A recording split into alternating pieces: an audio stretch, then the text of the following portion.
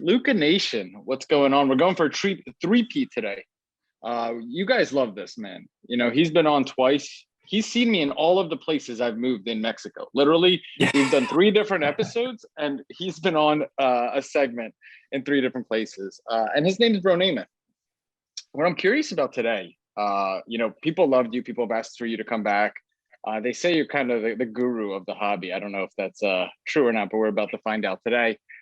What's the background story on you? Like, how'd you find yourself here, you know, in your 30s, an entrepreneur, you know, into cards so much? Like, what's the origin story of Bronamath? First of all, I appreciate you having me back. I mean, third time's a charm. It's always a pleasure. And every time I get to see you, I see a new, beautiful house or condo that you're living in. So at least there's always that. It's Mexico's been good to me, man. Yeah. And the people in Mexico have been good to me. Yeah, it looks awesome. So the background with me, man, it's pretty simple. I think it runs parallel with almost everybody that got back into the hobby. Is that, you know, as a kid, I was really big into cards and sports. Obviously, that's always been, you know, long standing. But really, I was into comics a lot too. More so, you know, I think that was early 90s, you know, the video game takeoff was just crazy. You go to Chuck E. Cheese, you get to go on there and play the X-Men game. You wouldn't want to get off.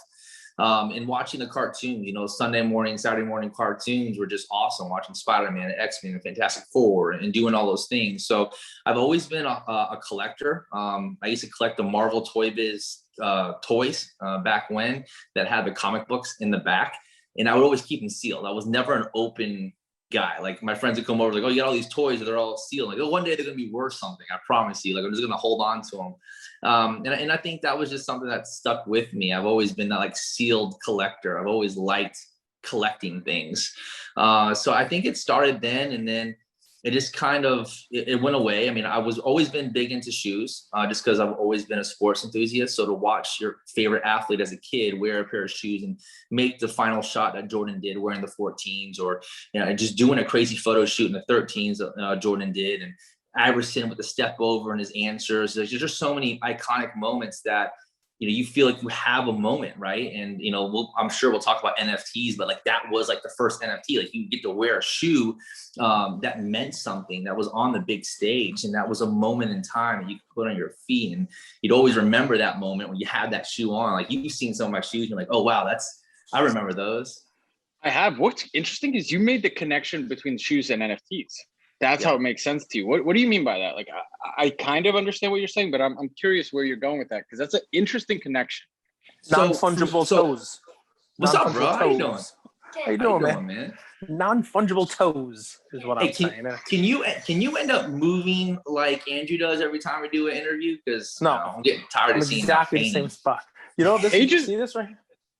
That's a nice painting, Disney. man. It is nice. Little Main Street. I bought it because this little thing right here reminded me of me and my son on Main Street. A little, you know, kid on your shoulders and that kind of stuff. Nice. So this purchase was like one of those, like, almost get divorced. You know, you're in Disney World, you just spent, like, I don't know, $10,000 on vacation. I saw this painting while I'm there, and I'm like, oh, $3,000. I'd love to hang that in my house. And my wife's like, you are not buying that. And then we get home and it's here. Are you logging it on the plane, or they ship it? No, they ship it. They get the tourists all the time. Oh yeah, and you know, it's one of those like Thomas Kincaid kind of things where it's like he never touched it. He died like 5 years before it was painted or something, whatever it is. You know? So it's one of those like his apprentice signed it. Yeah, it's like, you know, it's touched up by someone who touched him once. You know, like one of those. You know, very nice. It's like a Luca auto. You know, it's sort of Lulu, but not really. You know. So for me with the NFT and the shoes, the reason why I made that comparison is because I think people right now are wanting that moment in time. I'm not big on the NFTs. I mean, I've said it on my story. I've spoken to many people about it. I know you guys have ventured into it pretty heavily, but for me, I have, whether it's the knowledge of it or I don't have the tangible asset, there's just multiple reasons why I don't want to dive into it. But I understand it. I understand it from the concept of people wanting to own that moment in time. I also think it's easy. And what I mean by that is the people that can get into it, it's just an easy, I get a pack off a Top Shot and here it is. And it's an easy way to make money right now. How long that goes, I don't know. But the reason why I draw that comparison to shoes, because that was a moment in time, right? When you saw Jordan make that final shot wearing the 14s, that was a moment in time that he wore those shoes. And now you had that moment in time when you purchased the shoes. Like, people are buying those items because they bring back that memory. And I think it's kind of the comparison with the Top Shot, is that you have that moment. I think that's why Jordan retros continue to do well every single year, is because people are like, man, I want these because I had these as a kid. I remember Jordan doing this or that and that, or Iverson doing this and that, and T-Mac. So, that's the reason why I draw that comparison. I'm curious, as someone who collected shoes and you waited outside of stores to get the inventory, when you see people online complaining about Top Shot drops and all that stuff, what do you think? For me, it's a reseller's world. If there wasn't resellers in the entire hobby as a whole, I don't think our hobby would get the push that it gets to continue to push barriers. I think it would stay stagnant and probably die out. So you need resellers to continue to push the envelope. It is what it is. I used to be one of those people that complained about resellers when I was heavy into sneakers, because I always wore my sneakers, and I still do. I never flip sneakers like that. I always buy and always wear and end up selling, but they'd be worth more. But you need resellers. It just is what it is. You never bought one just to resell? You never got on the sneakers app and said, all right, I'm buying these two? No, you know what? I'm not like that. I have lots of buddies that do, and I just always end up wearing them. There has been times I waited and camped outside for like the Galaxy foams, like during All-Star weekend. And if I would have got my size, I would have worn them. I ended up selling them to my cousin for a little bit over, retail. So I was always a guy that would, sell shoes to buddies to hook them up, and knowing that there's meat on the bone left. And so I was just going to say that. I think part of the reason why you get the respect from, the community, you're like a man of the people, I feel like, is because you do that. Like, one of the things we had Eric Myers on, and he talked about, when you make sales, leave something on the other side for the buyer. And you've talked about that all 3 episodes. You have to. I mean, that's just the way that this whole thing works for everyone on each end of the spectrum. I never want to buy a card where I'm paying full market or I'm, under the card already. Like, I want to be, positive. If I want to get out of the card, I at least get my money back. And I think that's a smart investment. And I think people need to look at it that way. I mean, overpaying for something is happening frequently in our hobby. And I think people need to be a little more smarter with that. Good salesmanship on the seller side. So just real quick, and then we're going to go into cards. How'd you get into your business? How'd you get into, it's a franchise, right? You help move. How'd you get into it? What's like the background story of that? So I started working with College Hunks, Hauling, Junk, and Moving about 11 years ago, when they had just started introducing moving. They started out as a junk removal company in DC, and then they located to Tampa for their headquarters. I started working with their headquarters and working my way up on the truck, just part-time while in school at USF, and then getting to the point where I was operations manager, then general manager, running their corporate location with no strings attached. And then I got that hunger to want to continue to do more. And I reached out to the founders of the company and said, listen, I kind of peaked out. I've ran your location. We've grown 40% year over year. Our profitability is 25% net. It's one of the leading ones in the nation. I would love to be able to buy in. So I went and purchased the territories that were surrounding the corporate location here in Tampa, where I own Pinellas, Pasco, Hernando, and Citrus County. So it's like St. Pete, Clearwater area up north. So, I did that. I've been an owner about 5 years now. So when I hire employees, I've been there in their shoes. I've worked the trucks. I've done the 10, 15, 20-hour days some days. So there's nothing that they're going to do that I haven't done. And I think that's, part of the success that we've gotten here to where I'm at, is that I can relate with all the employees on every level. I love it. We always say that. Cage and I laugh at that now. I made a comment. I said, because I noticed it on our bingo board. Someone in one of the groups made a bingo board, and one of them says that somebody says, "I love it" after a play, and then it's just that, just say, "I love it," and it's because I had somebody reach out to me, one of our listeners. We always say, "Look, we're human, right? And send us a message. You never know. You can't hurt. It can't hurt. What's the worst that can happen?" Somebody says no, right? It doesn't just apply to us. It applies to everything in the world. And I had somebody who's he's starting to invest in cards for him and another partner, and and he emailed me and he says, "Hey, my birthday's coming up. I think for my birthday, you should give me, 15 minutes on the phone. They give me like investment advice and like how I should, look, I'm not investment advice and we have to be careful. Don't sue me and the whole deal. But, it's hey, tell me what I should do with this money. Give me some ideas. I wrote back. I'm like, why the hell not? Happy birthday. You know what I mean? Yeah. It's like, well, you got to help people out and stuff. But at the end of it, he says, well, you know what I think of what you just said? I love it. Like you guys would say, I love it. And I'm like, oh man, like we must say that a lot. Tagline. When Andrew said we have so many of them. But when Andrew said you were coming on, I got to tell you, I got to jump right in, man, because people love you. People like hang on your every word, and it's great. I have to know because you have been doing it for a long time, and you've been doing it with different companies, and you've seen the changing in the different companies. If I get nothing else out of you, if I don't ask another question, I'll let Andrew ask all the rest of the questions. The one thing I want to know is, what's your take on grading now? With the changes at PSA, with hybrid coming in, with BGS being BGS, with CGC, potentially doing something. I don't know what the story is. Where are you now? Are you sitting back and saying, I'm just not grading anything? What are you going to do with raw cards? Are you not opening because of it? Just what is your take now with the change in the landscape there? So I think the pricing increase is ridiculous. I've said it each time they've raised the prices. It's the same service. And that's actually worse. It's taking longer to get back to you. And sometimes it's just, there's even further complication with the grading now than it used to be on many different levels. I think now we're looking at in the past year and a half, we're looking at, is it 3 or 4 price increases? It's around 3 or 4 PSA. I think it's 4. If you go back 12 calendar months, I think it's 4. Yeah. Definitely at least 3. Yeah. So I want to say 4. And they've eliminated a lot of different turnaround dates as well. They've catered a lot to the group subbers, which I was okay with PSA. I figured, the group subbers, I can deal with that because they're getting preferred time. They're more organized. And I was on board with that. BGS, I kept doing myself. I just can't justify it now, man. It's really difficult. And I think that's why I've been buying, comic books and buying tickets and doing other things and buying more graded cards. It's a roll of a dice when you grade a card, first of all. So if you're going to go send in, Topps Flagship Series 1 and 2 and Prism Bases and all these other cards that are $50 cards, it's a roll of dice if you're going to get a 10 or a 9. I do think 9's value goes up because of the increase across the board. But I don't know, man. It's a question I can't answer to you because I kind of want to sit on the sidelines. I really do. Like I've been finding myself selling more and more of my cards and buying more and more comics.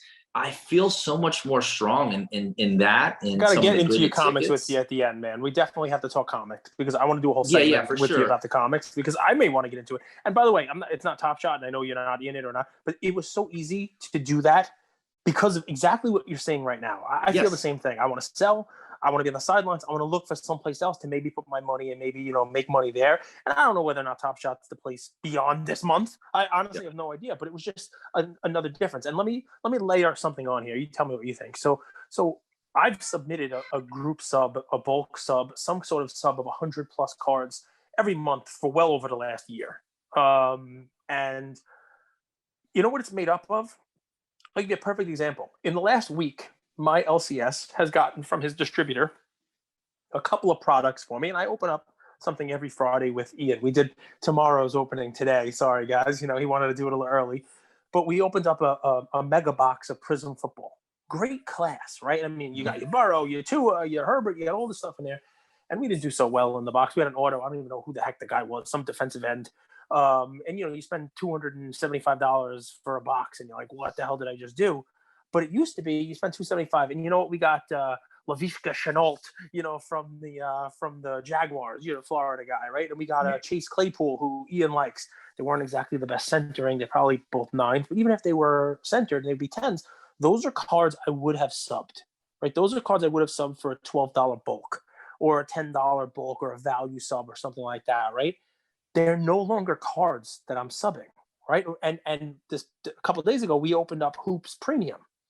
And we got a jaw in it and really nothing else. The autos were crappy and, there wasn't anything great in it. Hoops Premium, like blaster, hangers and whatever, $55, $75. And it used to be those breaks were good because there was at least one card in there, even if it was a jaw, even if it was, one of the top 4 or 5 rookies that you could send in and put it in a $10 break. And if it came back at 10, it was $100 and it broke you even or got you close to some of your money. You crawled back. And I sent pictures to my LCS of everything we opened. And I said, here's what we got. And I said, unfortunately, there's nothing here that I would grade. There's nothing here worth putting in a sub. And then the next question becomes, now I'm out a couple $100, right? And Ian and I broke some stuff with Mealy Pops last night. We did some Topps Inception online, and we did some, what did we do? Absolute football, absolute basketball. Nothing like decent stuff, but nothing worth grading, right?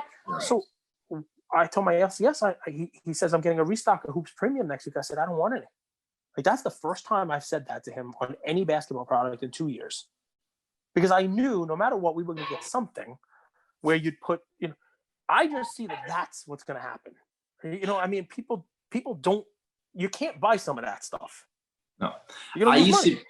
I used to be massive into ripping. Like, when I first got into the hobby, that was my go-to. I'd rip, I grade, I sell, I rip, I grade, I sell. And I was doing well back then to amass a certain amount of capital to continue on to the level that I'm at now. There's no way I would do that now. What I do now are pick your team case breaks. That's what I do. And I'll continue to do that on Premier products. I'm going to be doing select football heavily. I did contenders football heavily, and I did really well. That's really my lane now, is where I stick with. I think the case breaks pick your team are great value when you're looking, because you're looking for a certain player anyways, right? But when you're ripping at a certain price point, so when I was ripping hobby basketball Prism 2019, 2020, it was cheap. It was $350 a box. I mean, it was expensive then, but it was $350. And you figure if you got a Zion, PSA 10 would do well, and all these other things, and John Moran, everything else was icing on the cake. That's not the case now. Now you're paying $2,000 for a Prism basketball box. I saw people get slaughtered on that rookie class with Zion and John Morant get slaughtered at $350. So what in the world is $2,000 going to do on this class? Yep. Yeah, you're going to get killed. And you saw the first of the line, right? They started at 4,000 and went all the way to 2,000. That was like the first time it ever really dropped at a low point. They wouldn't let it go lower than that. That's never happened before for them. So, I mean, it's already impacting it. I don't want to say that that's a perfect example, because that box happened to sell the day after LaMelo got hurt and 2 days after LeBron got hurt. So it was probably like the worst possible time to sell that. But Prism basketball that year came out when Zion wasn't even playing. Yeah, it's true. It was earlier in the season a little bit though. Yeah. But yeah, I mean, it's but you're right on what I'm saying as well, which is, I mean, we'll see how it shakes out. But I said this to Andrew. I said this to him a couple weeks ago. I said, I think I might be, on the sidelines a little bit coming up. Just to see how it shakes out, to see if another player comes in, to see if another grading company comes in. I mean, I break stuff. Now I have all these stacks of raw. I'm like, what am I supposed to do with this stuff? I agree with you 100%. I think sitting on the sidelines is never a bad thing when you're investing money and you're not comfortable with left or right or middle. I think sitting on the sidelines is great.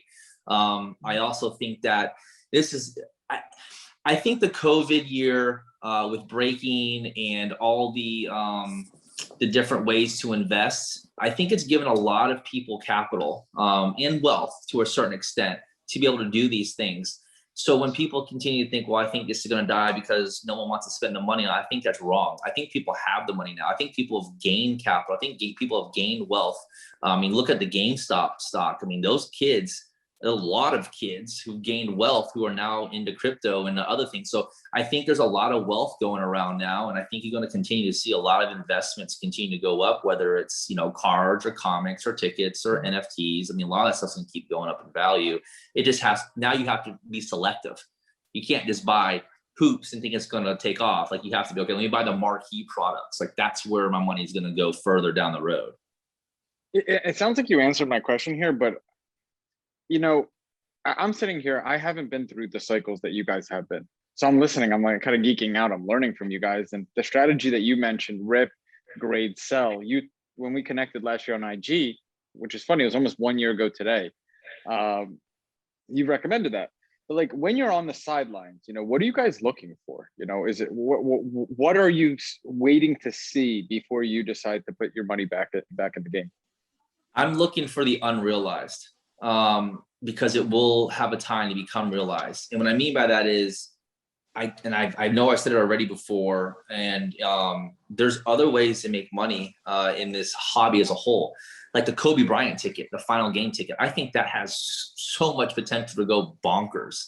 I mean, who keeps on tickets anymore? Who even has tickets when they go to games? It's usually on your phone, a digital ticket. And whoever does keep them destroys them. So I think something like that, you know, is going to continue to gain a lot of value. I think a lot of when you saw the Mickey Mantle card go crazy, right? It was a low pop card. It was very rare. It's vintage. And it still continues to hold its value. I don't think it's dropped yet, has it? Like it continues to stabilize and maybe go up in certain grades. The Jordan came down a little bit, but there's a lot more Jordans that are Mickey Mantles of higher grades. And that's what kind of sparked me to look into the comics. I know I'm jumping ahead here, Cage. I know you had said later on. No, it's awesome. But... Listen, I mean, we'll do the comics. Andrew, my take is when things change, right? So you asked me, you sit on the sidelines, what are you looking for? I'm looking for things have changed to us.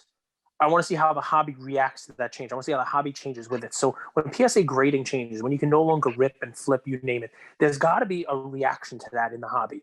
You know, Bronamath here touched on something, and we haven't seen it yet, but maybe we do. And he mentioned, just in passing, I think 9s are going to go up in price, right? Yeah. He thinks that's going to be one of the reactions to this. If that happens, and we see that bear out across the board, then grading might become something that's reasonable again. Because the reason why I say it's something I can't do now is because I can't send in a Ja Hoops premium. Because if I get a 9 on it, I'm not even recouping the money I paid for grading.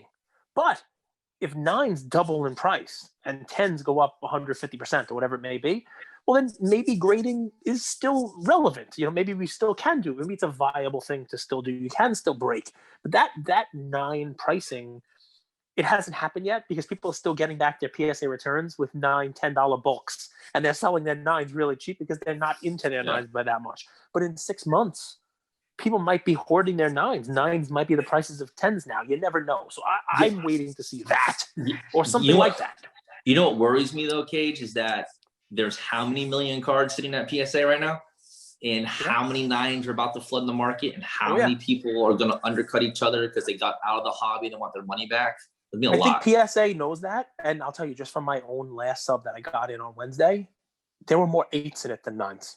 Yes, and I never saw that before. I've seen a lot of 8s being pumped out. The unfortunate thing with these grading companies is how subjective it is, and especially with PSA, you're in the dark. You know, you get a grade back, you're like, it's a 9. Like, I thought this was a 10. Like, what? Yep. And then you crack it and you send it to BGS, and at least you get a fair assessment on each line item. And you can look at, okay, well, I know I could see that being an 8-5 centering, or I can see that being a 9 corner. At least that's always been why I like BGS. I think there's more value there.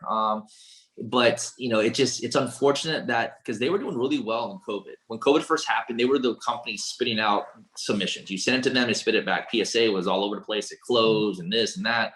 And BGS started to really gain a lot of traction. They just dropped the ball, man. They have dropped the ball. It's been terrible. I still value their cards and their slabs. I still think they're a very accurate grade compared to PSA, which is very subjective. I mean, you send in a lot of first edition Charizards now that are pack pulled. Yeah, that could have been 10s 3, 4, 5 years ago. It's most likely going to be a 9. And they're just. Do you believe? So I came into the hobby, you know, really came into it a year ago. I've never thought that these companies were grading companies. I've said this to Cage before. I think they're market makers. I see them as a Star Stock and a Top Shot as their real competition.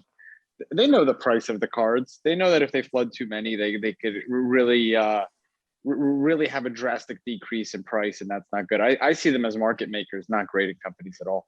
Of course they are, because they're going to upcharge you what PSA is and what they assess the card's value at. I think that's one of the most ridiculous things ever with PSA. Oh, listen, we grade your card at 10 because we felt like it this time, so we're going to upcharge you the value. Right. Get out of here, dude. Where else you can go in the world and that happens to you and you pay for a service?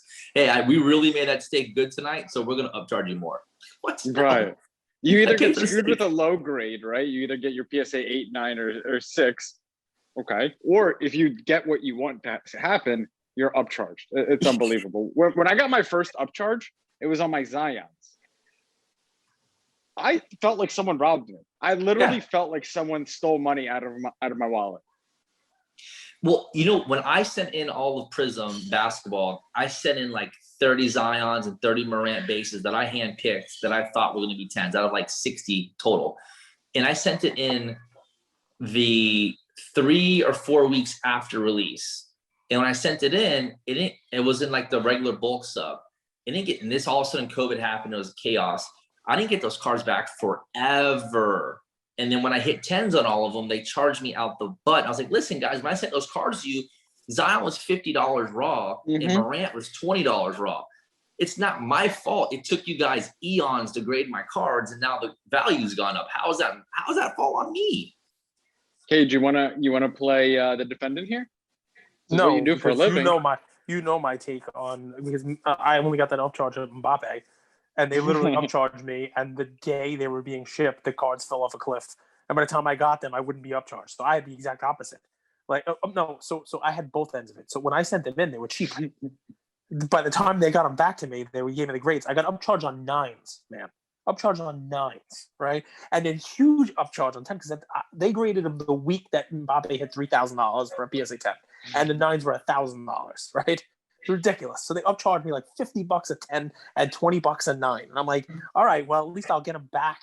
You know, I got them back like a week and a half later. By the time I got them back, the 10s were 2, and the 9s were like 600, and I'm like, God damn it! And then I'm like, oh, they'll go back up. You know, they're starting to go back up now, but I sold them too soon. I'm curious. That was a I'm curious. One. What do you guys think? Do you think PSA ever adds a consignment channel, a consignment arm to their business? I think after seeing Golden's success, possibly. I think they partner with someone before they do their own thing. Yeah. It's a similar principle, though, if it's like the partner. Yeah. Well, I think they probably have a partnership. Yeah. Cage, you know what? They have a really good app. I don't think many people utilize PSA's app.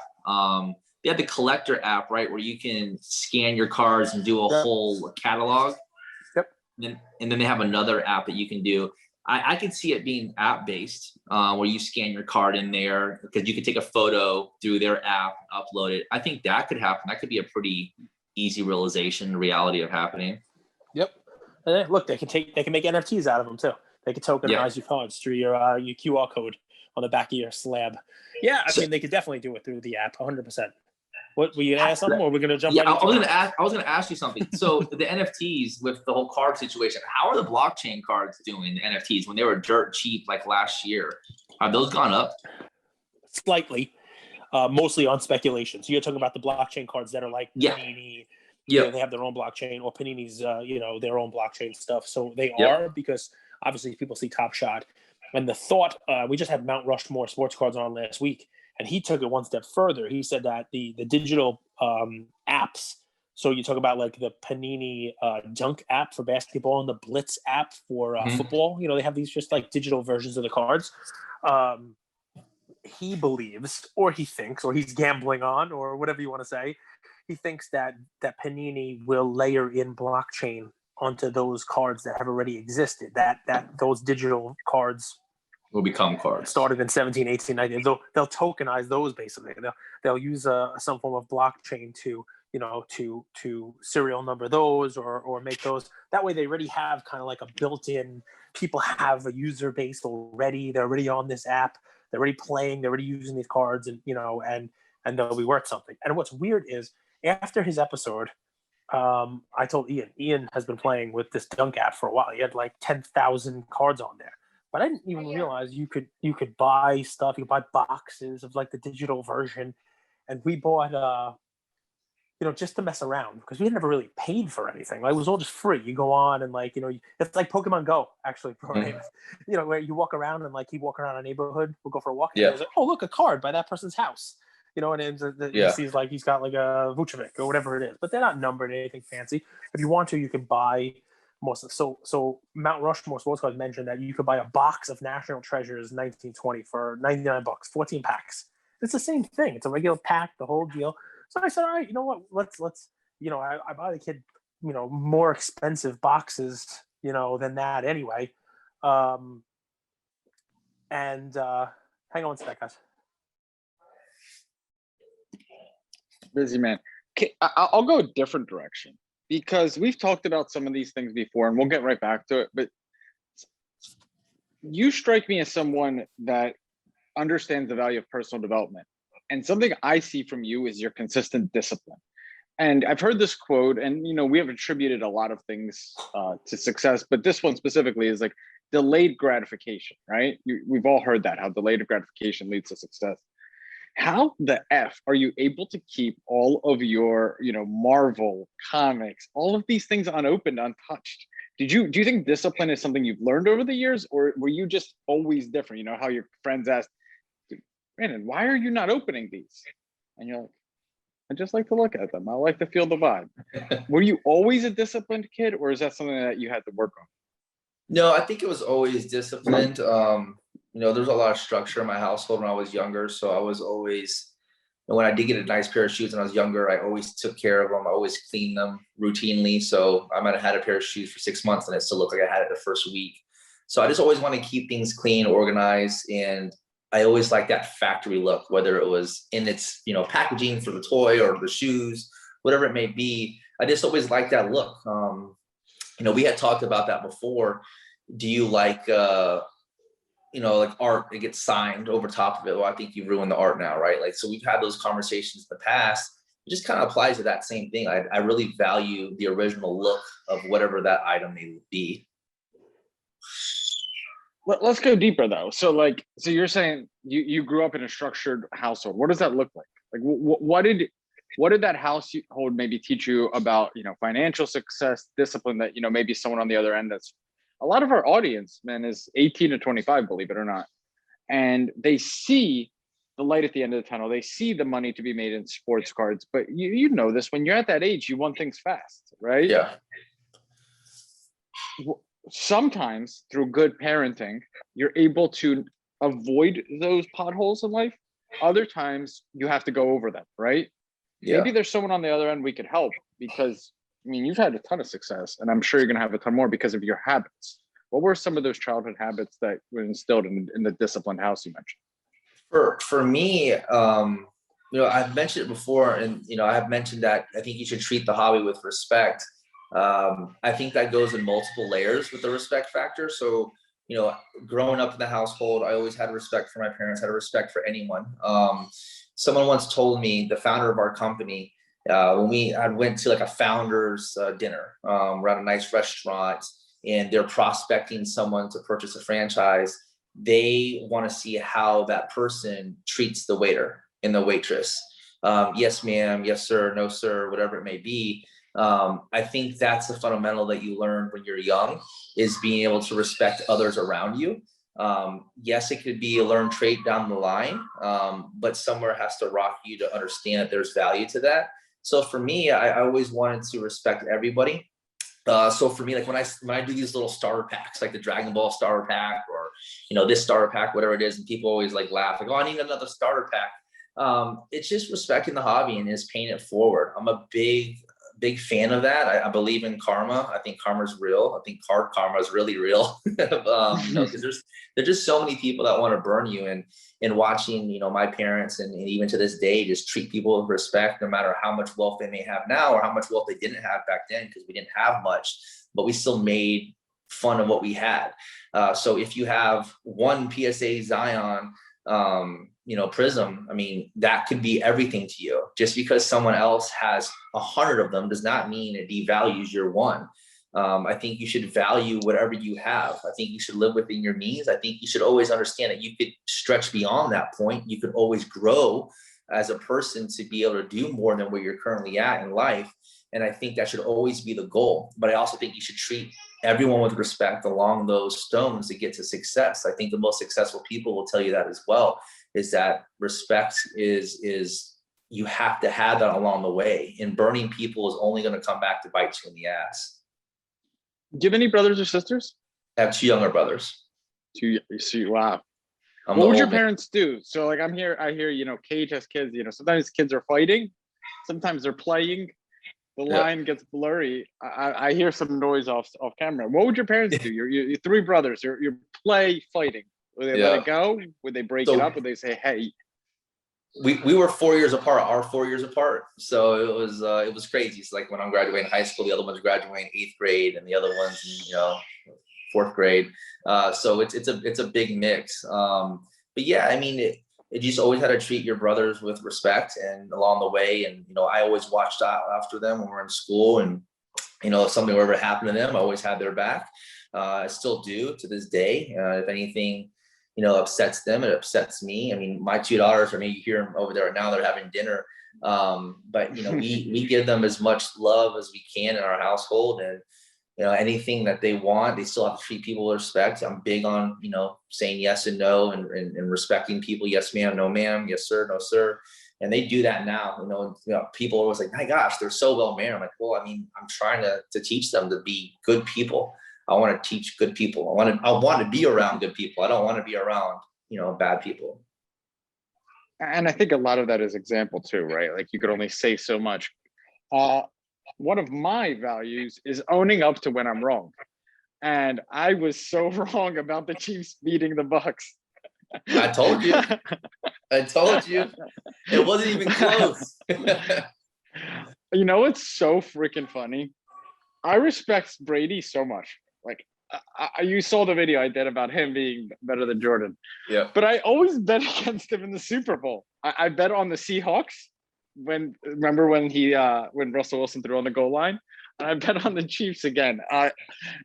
It's the stupidest thing. What was Tampa Bay like after the Super Bowl? Man, it was insane. And it would have been even better if it wasn't for all the restrictions that we had. We've had so much construction, so much be built in the past year during COVID. Tampa was supposed to be huge this year. Right. And Gasparilla is around this time, or no? Yes. Yeah. So Gasparilla got canceled again. Right. It's a big staple for us. Gasparilla Parade, if you've never been, it's awesome. Imagine Mardi Gras, but a lot toned down. It's not at night, it's just one day. There's a Gasparilla Kids Parade too that you can go to, which is, I would love to take, my daughters to that, but unfortunately it is what it is. But it's a great time. Tampa was going to be awesome this year. It really was, but it still had a good time because of the Super Bowl. You saw all the videos of everyone in downtown, everyone partying, and on the boats. The boat parade's really cool. So they diverted everything. They did the boat parade, and a lot of people went to that, and still able to enjoy the Super Bowl here. And obviously the Stanley Cup was a little bit more tight because of COVID was really fermenting around there. So it's a city of champions right now. It feels good.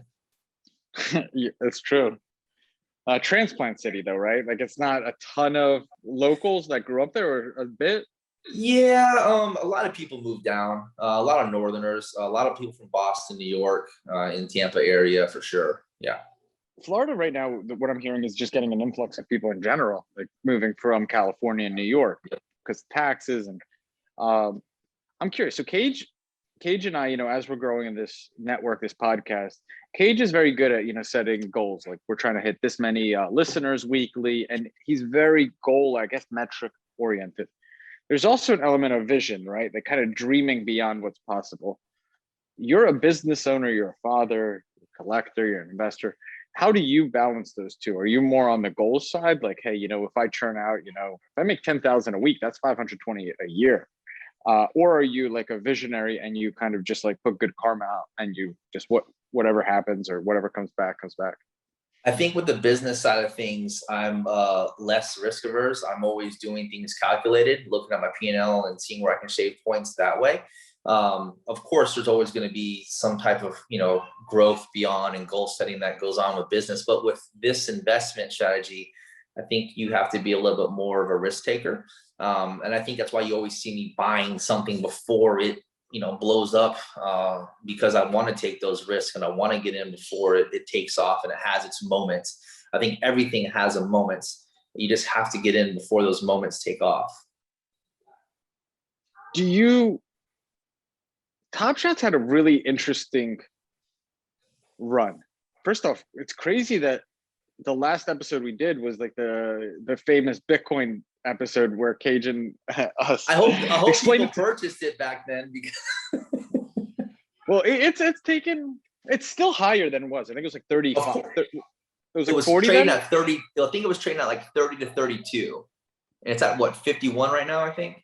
Yeah. Yep. Yeah. It's funny how for the Fed raising rates kind of shook the market, and they raised them just like a bare minimum. We won't even go down that road. Top Shot's had an interesting run where, and you don't see this often. It happens so fast. Like people go from like loving it to criticizing it to questioning if it'll exist in the span of less than 90 days, right? Yeah. But Top Shot's just a preview. Like Top Shot's just the first business. Like Starstock's a new business. Dibs is a new business. That's not something that you're necessarily ahead of the curve on. With businesses, are you kind of like, I'll see if it lasts and I'll get in later? Or have you considered like maybe being an early adopter could be kind of interesting, especially if you deploy 2% of your investment, or would that distract you? For me, the whole Top Shot thing, I would have been on board if you had some type of royalty to that clip. And that's what when that first came out, everyone was speculating, like, do you own a piece of the royalty if it's, viewed on YouTube or on ESPN or whatever it is? And when I found out it was not, and then I found out that they're pumping out, assists in 30,000 clip quantities, I said to myself, well, this is just a money grab. But dude, listen, walk me through this, right? You're buying comic books, right? And I know you're buying high-end comic books, right? You're buying, hey, what's up, bro? How you doing? What's up? So I know you're buying comic books, right? But so you don't own like a royalty of that comic. Like when Marvel makes a movie and Disney makes a movie, like you happen to own a Spider-Man comic book. Hold on. I'm just gonna shut you down real quick. Oh, please. Because the last time that we were on, I heard you talk so much crap about cryptocurrency, but now it sounds 100%. Like. Now it sounds like you're trying to turn a wheel for NFTs. So I don't like so let me tell you. So and then we'll get to why I don't buy the whole like you have to own the video clip. I still am not sold on cryptocurrency. But what I do understand is this different from when we spoke. And literally there was like a combination of our episode, the last time we were on, and the Coffee with Cage that followed it, where someone asked me what Top Shot was, and I had no idea.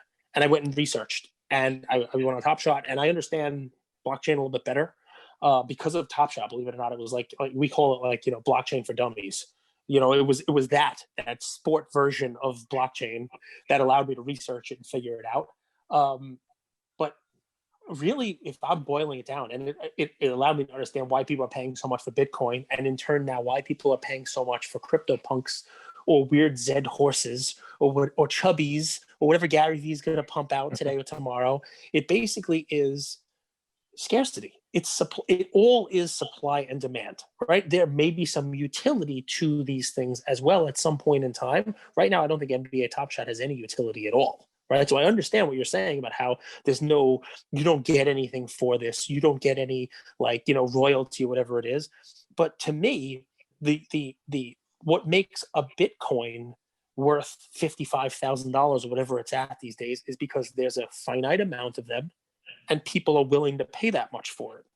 A CryptoPunk is an 8-bit avatar that someone's able to put up on their Twitter, avatar that they can say, hey, I'm one of those people there were 10,000 of them. There's only 8 apes and 87 zombies or whatever the hell they're all. 212 clown noses. I have no idea. There's no utility to it at all. It's got the same utility as a blue check on Twitter or Instagram. It's just a status symbol, right? It's like driving a fancier car. So to me, really what I understood about blockchain and what I understand about Top Shot is if someone's willing to pay for it, it's got a scriticity, whether it's an artificial scarcity or it's a created scarcity. It's a supply and demand game. And that's how I look at Top Shot, dude. That's it. I don't think, honestly, if you're pumping the truth serum in right now, I don't think that Top Shot per se is going to be the end-all be-all of NFTs. It just happens to be one of the first successes in it, one of the first proofs of concept, right? One of the first ones that has a massive user base. But I'll tell you this, with all the user base they have, man, there's 300,000 people waiting in line for a pack, just like there are a million people waiting in line for sneakers. If you have an account worth $12,000, which sounds like nothing in Top Shot, doesn't even buy you like most of the LeBron base series ones. If you have a $12,000 account right now, you're in the top 1% of Top Shot owners. Okay, you've proven my point though. They far outweigh the people that want to buy a pack. Far outweighs the collectors. Mm-hmm. So everyone's trying to buy a pack to then resell it immediately. Yep. So show me where the scarcity is playing a level to the investors that are buying it on the secondhand market. So my answer to you is this. It's exactly the same thing as sneakers.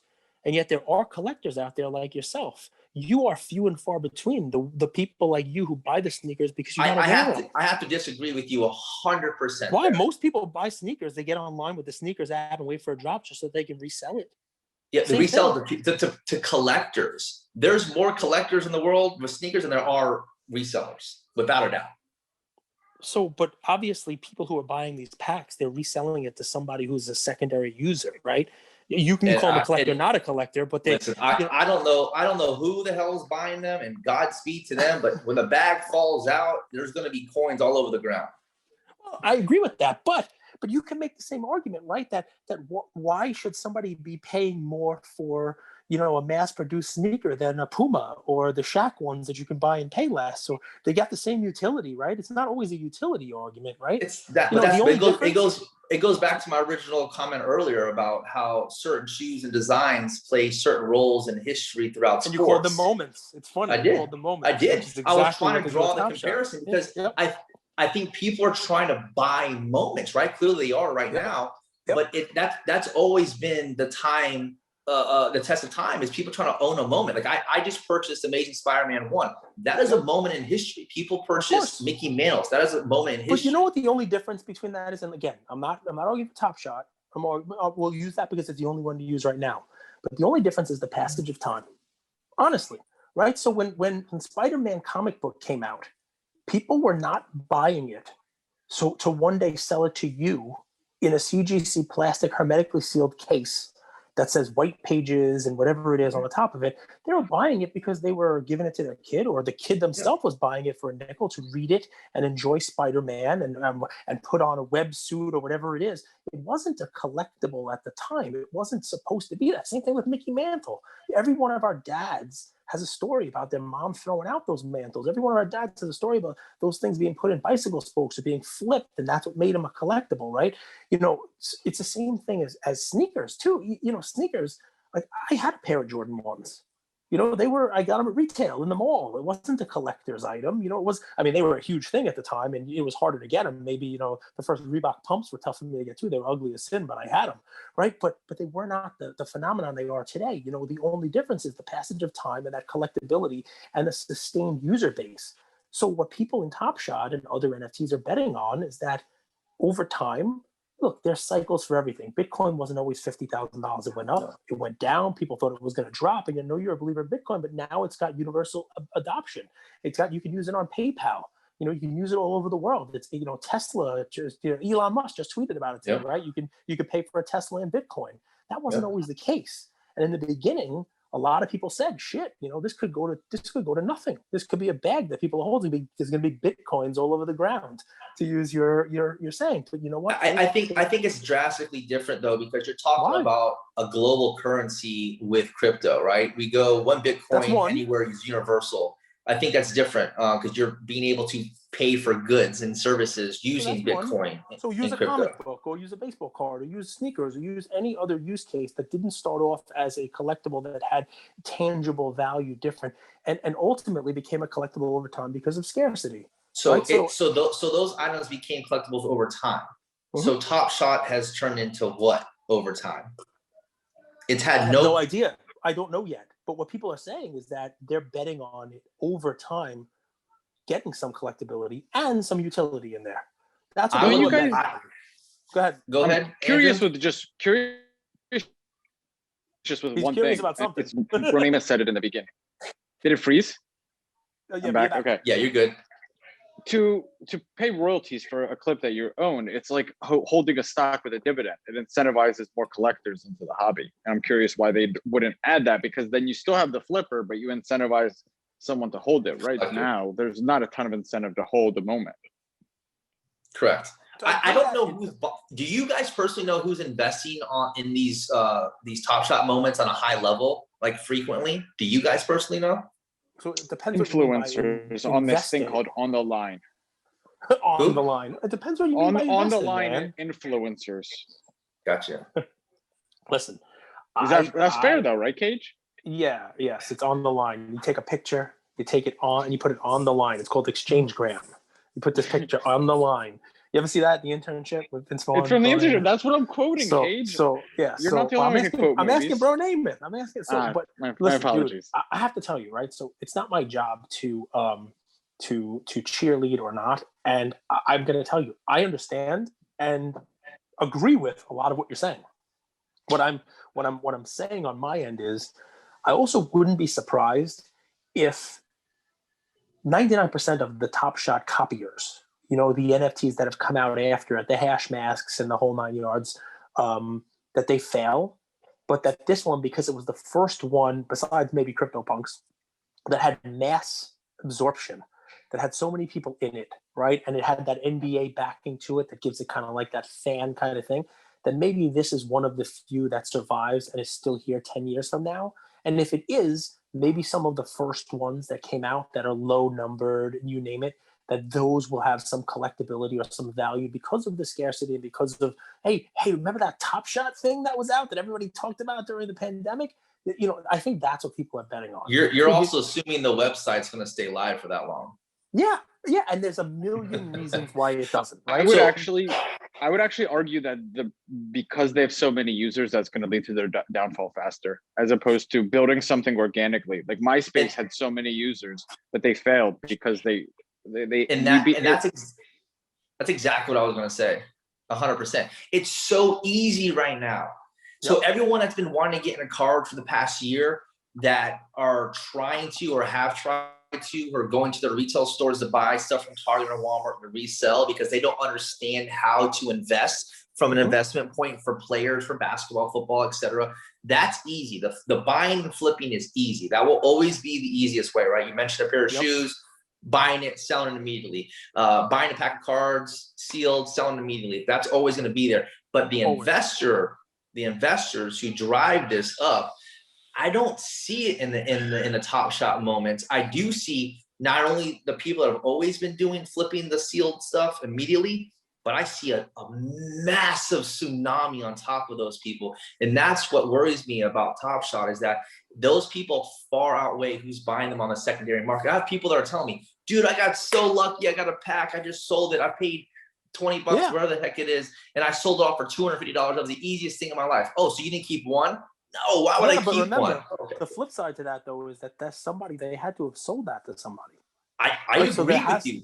Someone's there. I don't know who. You don't know who. Nobody knows who, but influencers. Well, I mean, there's users out there who are buying. I have friends who I brought into this who are buying Kevin Durant's, the ones that are higher numbered now because they can't afford the first Durant's, and they say, you know what, these are the ones that are going to go up. Like, there are definitely people who are in them for the challenges and the whole deal. I do think there are more collectors of it, and you bring up a great point, right? It's not the flipping of it. It's there's always going to be that, right? Our hobby is built on how many Twitter things do you see or Instagram? Hey, how'd I do? And it's somebody with their red Target cart, and they happen to either be lucky enough to be there when somebody was loading up the retail thing, and they're not opening. No, maybe they are, but normally the next tweet you see from them is, "Hey, $75 a blaster. Let's go." It's the same thing. And you know what? They're selling it to somebody also who's buying it at a markup, which is basically the same thing as your friend who told you they got a Top Shot pack. And yes, it's easy money. And eventually they're going to have to figure that out. And they were close, by the way. This last explosion, I think, actually hurt them. I'm agreeing with both of you about the explosion of people. There was a time where Series 2 packs were out right before the most recent, real push on it. And you buy a pack for $9. And the majority of moments that came out of it were worth $3 each. You got 3 moments, they're $3 each. You're talking about your commons. Obviously, you got a LeBron. LeBron was $100 in a $9 pack. Now, right after that happened, there was like an explosion. I guess some NBA players came in, you name it. And that same LeBron, which was $100 when those packs came out, that was like the best thing you could get in a pack, right? That same LeBron went to $1,000. It's actually up almost like $1,800 at some point in time. And all of a sudden, so eventually what I believe will happen on this is that they're going to massively put out packs to a point where there will be packs available to anyone who wants them. They'll be $9. And the EV on those packs, which a $9 pack, the EV now is like $150 or $200 on a $9 pack. It's going to come down and down and down and down now because they're going to keep producing those moments. They're at 35,000 now. They're going to be 50 or 100 or whatever it takes. That's a very scary proposition. And those $9 packs are going to be worth $8, $7. Yeah, but And what happens go is ahead. it's like having bad inventory on shelves, right? It devalues the other moments, No, in my so opinion, at least. it'll devalue those particular moments. And you know what? Then the bots will leave. The people that Brandon is saying are killing this will leave, and you might have a more usable and manageable fan base in this. And maybe it goes from 300,000 to 100,000, and they're more collectors. The key word there is might. It's a big speculation. Yeah. I rather have my it's might. all speculation, right? I'd rather have my might in a tangible asset, like you had mentioned in our last one, right? Like I'd rather have a might here in my hand that I could, sell down the road. Like I know that's there. I know that's not going anywhere. So you know what I heard what I heard real quick from Bronamath is when he said that to his friend, like, hey, I pulled this moment, and you asked him, are you going to sell it? He's like, why would I hold it? Right? That was like a little Freudian slip, but it's actually super important because when you rip it back and you get an amazing, like a Luca, you ask yourself, do I hold it or sell it? Here, there's not even a question. There's not even a debate. Why would I hold it? Well, that's not true. If you have these packs, they have challenges. If you got a LaMelo, I mean, you sold yours, but you might have thought about holding it to get to the Anthony Edwards challenge. They definitely have set it up with there's a way where I definitely would think, depending on what I got, should I hold it, should I sell it? But guys, I understand exactly what you're saying, but let me tell you one little thing I'll layer on here. I've sold thousands of moments, thousands on Top Shot. You know how many PayPal returns I've had? You know how many eBay I want to ask you one. You know how many scratch PSA 10 cases that's clear, but I want to ask you one legit Zero, question. I want to ask you I want to ask you a real question. Yep, how many cryptocurrency coins have you purchased? So I have some Bitcoin. I have a Coinbase app. I have some Chainlink. I have. So would you rather invest in Top Shot, what it sounds like you're doing, versus crypto? So it depends. I view Top Shot as a pure speculative play. 100%. You view it as a quick money play right now. So, right, I think the longer I stay in it, the more I'm going to lose money. If we're being honest, I'm throwing money out there, throwing our honesty out there. I happen to be I'm as honest as I can about Top Shot, man. I happen to be very lucky to get in when I got in. Lucky and let's call myself educated. Right. So, and thank you for the show, and thank you for the folks who asked the questions and pointed me in the direction of it. I think that there is probably going to be a dip in it, and then we'll see whether it comes back or fizzles out. Because I think you're right. I think it could get too big for its britches right off the bat, and I think that if the team behind it, as Andrew likes to say, if a good team is smart, they're actually going to go through some pain on the money side and on the user base side for long-term success. I think if they say, all right, we built this up to 300,000, our next goal should be 500,000 users, then 1 million users, I think the whole thing falls apart. But if they're smart enough and they focus on collecting users who buy things on the marketplace, people who are actually, interacting, people who are actually part of what they're building up there, buying, selling, not just flipping, and they create a smaller, more active user base and then build on that, I think that would provide for a more sustained collectible. And I think that's what we were talking about, right? So, Luca Nation, if you guys are listening to this, a lot of you ask, why do we talk about Top Shot? A lot of other people say, we love that you talk about Top Shot. I just want to put this out like a public service announcement. I think there's true benefit in these discussions because you see what we as users, one of the original users, in fact, are seeing ourselves. So I think it's incredibly helpful because whether Top Shot survives or not, NFTs will. And I hope you realize that and use this information. So, and Brandon, just to answer your question, I will tell you this, and take it for what it's worth, right? I feel more comfortable with you here, episode 3, investing in crypto, than I did with you here, episode 2. And the biggest reason for that is Top Shot. I understand it better. Now, I don't know whether Flow blockchain is going to be there or not. I have no idea, but I understand what it is. I understand how you can use it. I understand how blockchain is sort of a means to an end. I understand how you can build, apps functionality using blockchain. I understand better how it, something like Bitcoin can be utilized to circumvent some of the issues you have with the friction in PayPal, eBay, those kind of things. So those are a lot of things that I was probably, hesitant about. Had a lot of more pushback about before. And I see, I don't know whether Top Shot survives the year. I have no idea. But I see that it's proof of concept for an economy of the future. Does that make sense? It does. And I don't want anyone to think that I'm discouraging anyone from Top Shot. That's not my angle. If you know me well, you know that I am in a lot of different things. I buy a lot of everything. So you can't do everything, right? And everyone always thinks you're doing so much. Like, yeah, I am. And Top Shot's just not one of those things that I want to do. I'm more of a firm believer in crypto. I said it last time. I am that on the long-term scale on the Top Shot. I didn't dedicate the time to it. I looked at it on the surface. I've seen what I've seen. I've came up with my own opinion based on what I've seen. And it truly makes money for people. And I'm happy for everyone that can make the money. I just advise people to make the money. And you didn't even touch on the best thing. Because I'm like, oh, people making this, people making money. You should have asked me. I've been in it we're approaching 3 months now. How much have I been able to withdraw? That's what you should have asked me, because the answer is still a big fat 0. So that's how it works. I still have not received an actual dollar. You're compulsive. You are compulsive. You literally can't figure this out. He's compulsive. He wakes up and thinks about Top Shot withdrawals all day. Listen, I do. I'm compulsive and I get immersed in this stuff. But the important thing that Brandon said there, right, though, is I was just going to ask that, because I'm the same way, man. I'm the same way. I can't be in everything too. Are you in dibs? That's a great question, Andrew. Have you kicked that around? No. Good, because I think that's one of the dumbest things in the world. I'm just kidding. Let's have him on the show. No, but I mean, dibs. Have you looked at it at all? I mean, Andrew, he texted me. He's like, we have to get in this dibs because this doesn't make any sense. Like this, it's another thing where it seems like they're printing money. Yeah, I mean, everything's printing money. Who was Gary's buddy, the artist who sold that painting for $6? Yeah. People. Yeah, but he's actually Cage's buddy. Cage made the introduction to Gary, but we'll talk about that later. That's nice. But he's my pal. He painted my room. Painted my bedroom. You should probably get a painting for him to replace the Disney one. Did he ever?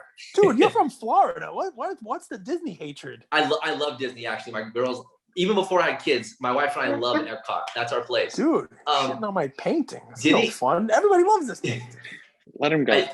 Didn't he say that there's a bubble coming or something along the lines? Yeah. People? People. Yeah, people. Yeah, but you want to know why he said there's bubble coming? What? Because everybody loves crypto until they need money. Okay, so if you guys are listening to this today, right? You listen to this episode today. What I want you to do is I want you to Google Beeple and ETH today. Okay, because you know what he did? He traded in his ETH. You want to know Bitcoin? Why? No, for cash. But there's a pragmatic reason why. Uncle Sam still does not take crypto. And that dude just sold $69 million painting. He's got to pay taxes. Yeah. Right? So he may single-handedly crash ETH himself with that cash out. I don't know about that. I mean, listen, if it drops down, I will be a heavy buyer of ETH because that's the one that I'm playing long-term. So I hope he does. It's smart, right? Because you can build on it. I hope he does. No, he did. He cashed out. Take a look today. He came down a little bit because he cashed out a lot of it. I think it came down like what, 1,500, 1,580 or something like that. Yeah. So, and it's because of him. But you got to understand why he did it, man. You know, you can't pay taxes in Ethereum yet. You know, and I say because I'm sure it's coming. Yeah, well, trust me, the tax man's going to be coming down on that soon. I heard that they're looking into that. So. It's a lot of fun. All right, so listen, the best part of our episodes with you are always, and Andrew might have got into this already. The best part of episodes with you, everybody's always like, get Bronamath on, and I think it's because you give sage advice, man. It's Appreciate sound. It. It's you back it up. It's educated. You've done your research on it. I love sneakily checking out your Instagram page and seeing what you're buying. Oh, he's in comics now. Oh, he's still doing a little Dragon Ball Z. I tried to buy a little hockey. I even, after one post you made a couple months ago, I gave a Connor McDavid play that crushed. I was like, I gave a Connor McDavid play, and it's like quadrupled since. And I don't know what the hell I'm talking about. I just stole that from you. But no, it's an all. So where are you focused now? Like, where besides telling people to buy, Spider-Man, #1. By the way, there are 2 Spider-Man #1s, right? You want to focus on Yeah. which one it is? Amazing Fantasy 15, yeah. So So that's I'm eager to tell you this because it's been so much fun. You guys ever buy like baseball and prospect on players? yeah, Right? of course. Because we all prospect, right? Football, baseball, basketball, you're prospecting. Comics have become prospecting world. And what I saw with WandaVision and the way that comics, well, actually, no, I'm going to backtrack. The way that I saw Mandalorian season 2 skyrocket Star Wars comics, I thought to myself, holy crap, because I was buying comics last summer, getting back into it, just buying like books here and there. I wasn't spending crazy money. It was like $800 here, $1,000 here, and it was very seldom that I was buying. I wanted to buy all the Black Symbiote Spider-Man comics that I could, Spider-Man 300, things like that, because I was like, you know what, I love that character. I saw the Star Wars comics go bonkers, okay, during Mandalorian, and it wasn't even, the comics had not came out before the movie came out before the comics. When it comes to the comics with Star Wars, the Star Wars comics came out years after the movie did. And I thought to myself, okay, well, that's a good sign. So I started buying some Star Wars comics before, Boba Fett came out on screen, and Boba Fett stuff went crazy. And then I started buying some more Marvel stuff, and then WandaVision came out, and WandaVision went nuts. To see the comic world with WandaVision was insanity. I think it was, is it X-Men #4? Is it that has WandaVision in it, or Wanda in it for the first time? I think so, with Magneto on the cover. Anyways, that book went insane. Vision, where he's white in the cover. I can't remember what Avengers that is, but that one went insane because he ended up going white. Obviously, they did a duplicate. So to see those comics go crazy, and then people were even buying first appearances of villains that they thought were going to make an appearance in the show who didn't, but even their stock all went up. So now you're starting to see this big seismic shift in comics where people are speculating on future characters, on who's going to be on the big screen. We haven't even had a blockbuster in a year. We haven't. There hasn't been a blockbuster. There's going to be shows. So when these blockbusters come out, when Fantastic Four has a true depiction from the MCU universe because they got purchased out, Fantastic Four is going to go crazy. If you look at their comics right now, insanity, absolutely insanity. Fantastic Four 1's gone nuts. Fantastic Four 5 has gone nuts with Doctor Doom first appearance. Fantastic Four 48, Fantastic Four 49, Silver Surfer 1, Silver Surfer I think 5 against Thor. Like all these have gone crazy. You and I had spoke last time. You had mentioned you had Hulk, right? Yep. Was it? Well, what I was going to buy the Incredible Hulk. The 180, the 181, the first appearance of Thor was 1, and then the Hulk 1. Remember, I showed it to Ian, and he's like, Yep. I don't want this. Hulk's gray. Massive right now. I don't know if you've looked at the market. No. But why? Insane. Hulk's not gonna have a movie. Insane. Does it? He's still gonna be relative. There's so many features that they can still use Hulk. Hulk versus Thing. Hulk versus, I mean, there's so many more storylines that can happen out of this. And if they go in the direction which I think it is, which is Secret Wars, which is going to be a culmination of all the shows, all the movies coming up. I mean, you're looking at all universes coming together, and it's going to be huge. I mean, Secret Wars 1 is still relatively cheap. I've been buying them between $500 and $700. I think now they're up to like $900 for 9/8. And those are well, going let me pause here, right? So 9/8. So that's the key, right? So the folks who are listening to this, who have been immersed in the card market, right? Tell us what company to look for grading on these things. What are the grading scales? It's not 1 through 10 like PSA. Who do you use? What do you look for? Who do you not look for?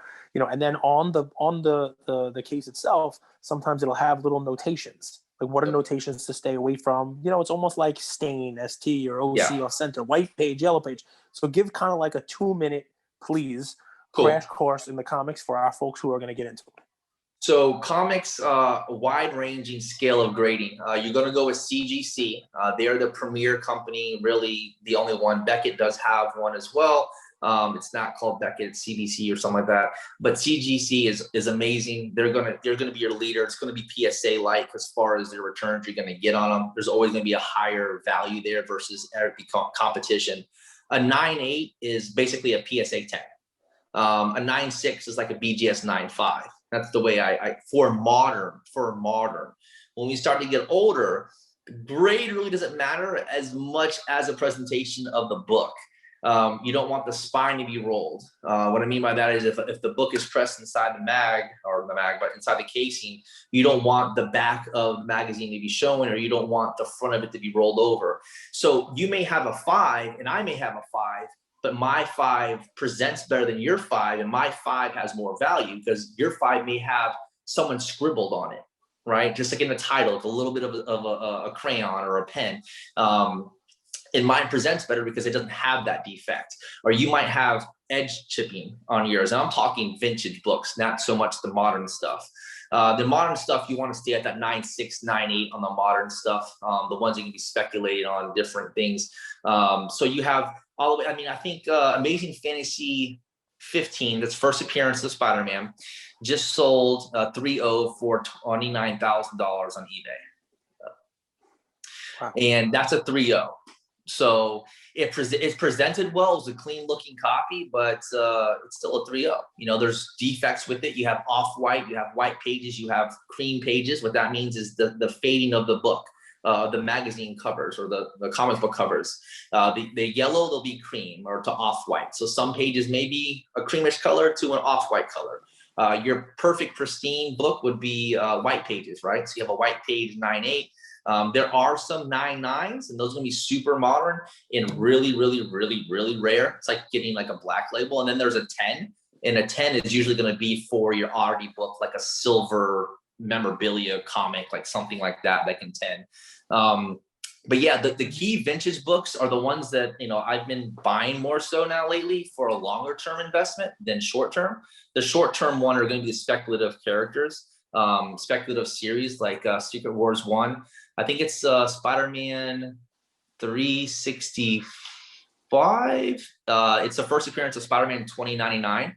The new Spider-Man coming out, they're speculating that he's going to be in that because they're doing like the whole multiverse, Spider-Verse type deal, like they did in the cartoon, which was great.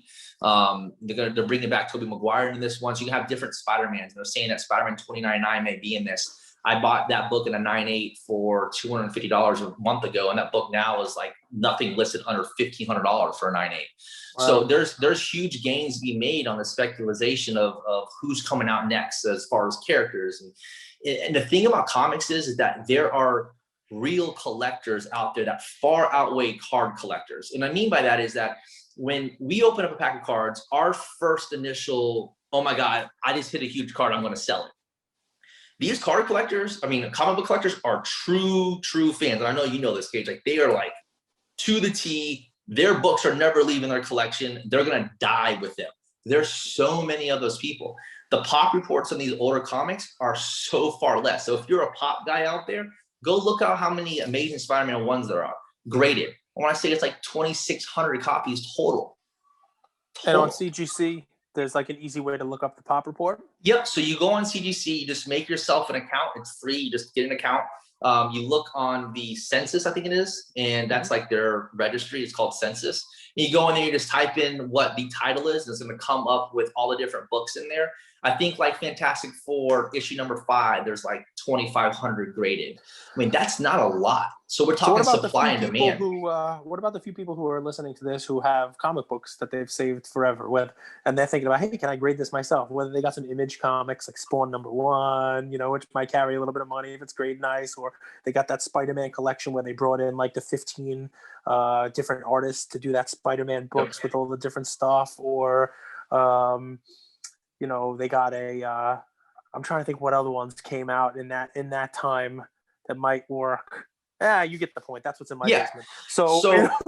with CGC, their turnaround times are far better than any other grading company, depending on what level. It's the same thing. You just pack it up and send it in. I mean, like, you pack it and send it in. Is there a top loader? Is there a card saver? Like, what do you? Yeah, well, you know, there's a comic book bag. You could have the little insert in the back to make sure it doesn't get bent.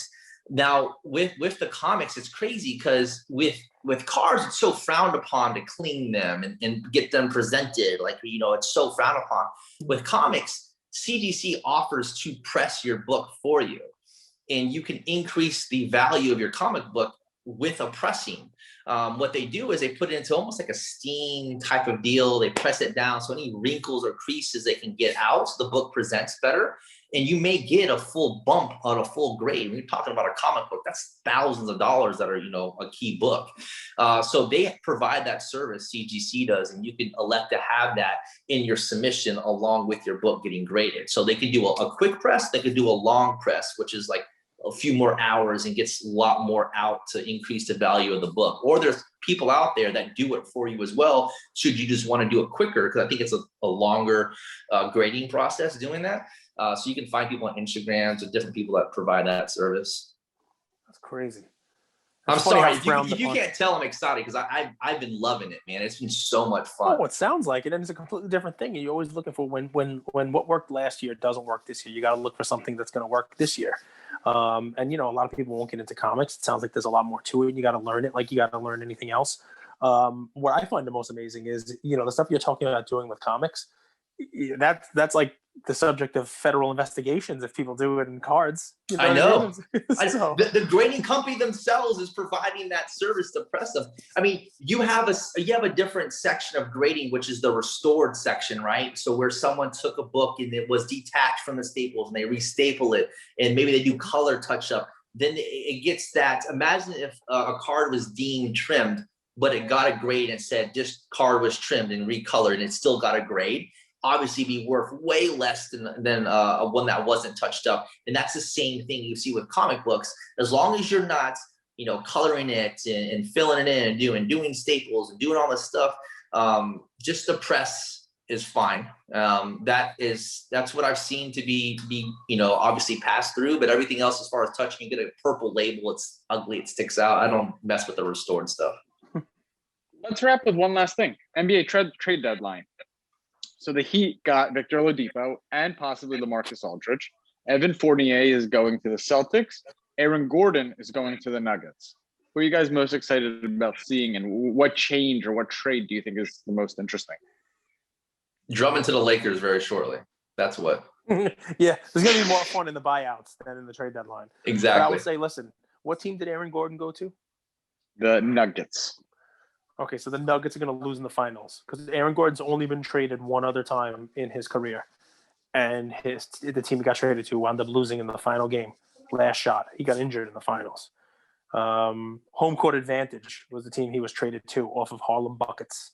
They changed their name to Harlem Money for the final, but Aaron Gordon was in it, and he lost in the finals. And you guys are looking at me confused, but there are people out there who have watched the movie Uncle Drew and know exactly what I'm talking about. Solid movie, by the way. I've seen it at least 50 times during quarantine. It's like one of my son's rotation movies. Uncle Drew, some Spies in Disguise, where Will Smith becomes a pigeon. Like I'm just, I got to. You know what's interesting? The team that came out of the East last year that went to the finals and in theory got two players that should help them wasn't even on the radar. I find that very interesting. I think that says a lot about how Oladipo has fallen from grace. And I think the same thing could be said from mid-range of LaMarcus Aldridge. Can I say the biggest loser of the trade deadline? The biggest loser, the Rockets. They just aren't they already the biggest loser with 20 losses in a row? They were, but they look even worse now. I don't know how that's possible. Christian Wood and John Wall running pick and rolls all day. And I say to a solid 19-100 record. Again, the Knicks, the biggest loser. Again, the Knicks, the biggest loser in trade deadline. You don't have to make a move, but it'd be nice if they did. And no, so I'm not a Knicks fan anymore. I know you're not. Not since Ewing was there. I liked the team for a while, but it's very hard to like a Jim Dolan-led team because here on trade deadline day, you see the news that came out. They had somebody thrown out of the Garden yesterday for a shirt that said "Ban Dolan." It was all over, all sports, and they all picked it up. And MSG made a statement about how anybody who disrespects the team, the organization, or anyone in it. And Stephen A. Smith went nuts this morning. Max Kellerman went nuts on ESPN this morning. They were like, "What? You can't boot the players now? You can't say fire the coach? Like this is every sports fan's God-given right. Like what are you doing, right? But why they're the biggest losers? Besides that is the East right now coming into the trade deadline, right? Was wide open. Do you know if I tell you number 1 right now is Philly, number 2 are the Bucks as of today, number 3 are the Nets. Can either of you guys name who the 4 seed is right now? Who would have in a normal year a home court a playoff? I know exactly who it is. It's the Hawks. I know who it is. No, it's not the Hawks. The Hawks are 7th.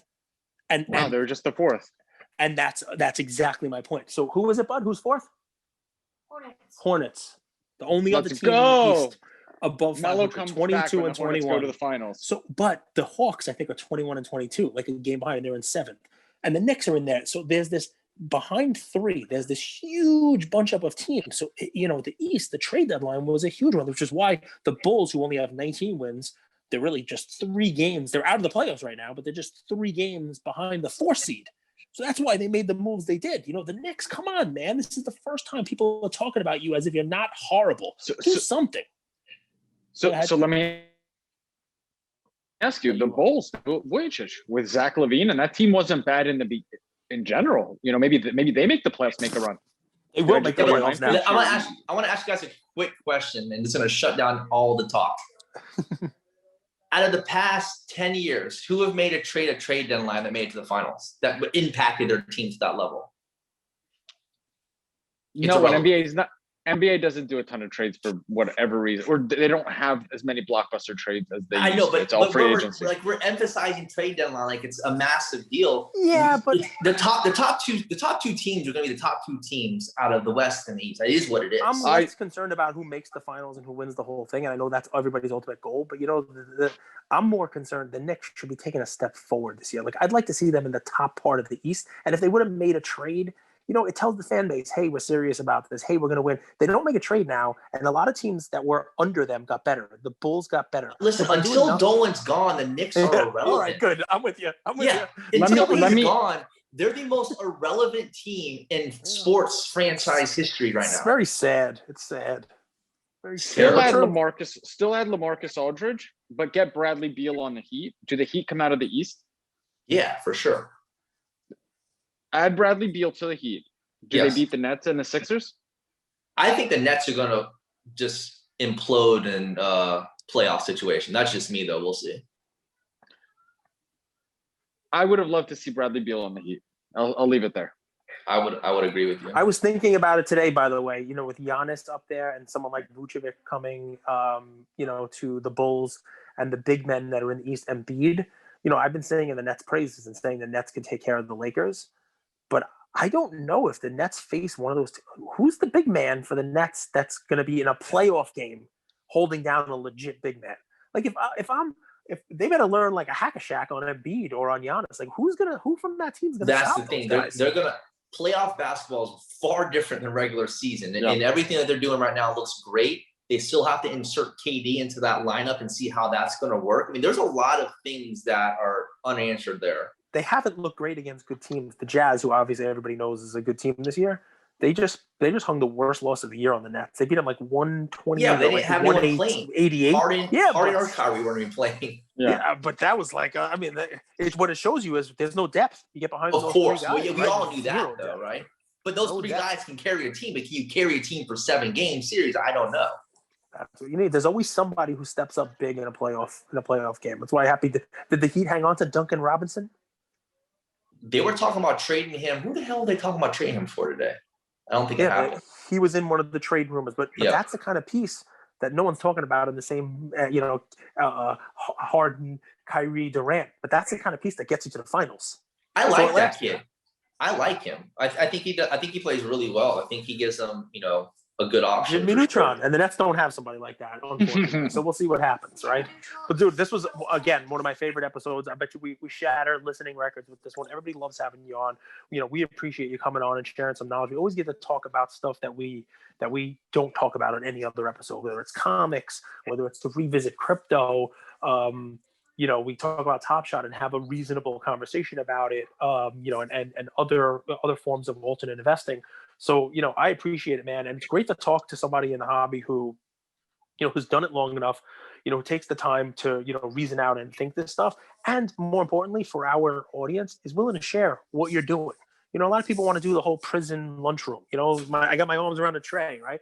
And, it's great to have you on, man. And we really appreciate you kind of sharing your knowledge and your wisdom with Luca Nation. So thanks, man. Thank you, brother. I believe y'all with one play. Sports Illustrated first appearance, CGC graded slabs. I see those going crazy. All right. That's cool. Listen, I'm gonna have to buy a bigger safe. The one cool thing about cards, man, was the PSA slab. You could just slide that in there under the I know table, those you know? CGC slabs are big. You know, now I'm getting magazines. You know, the other day I saw CGC was doing posters.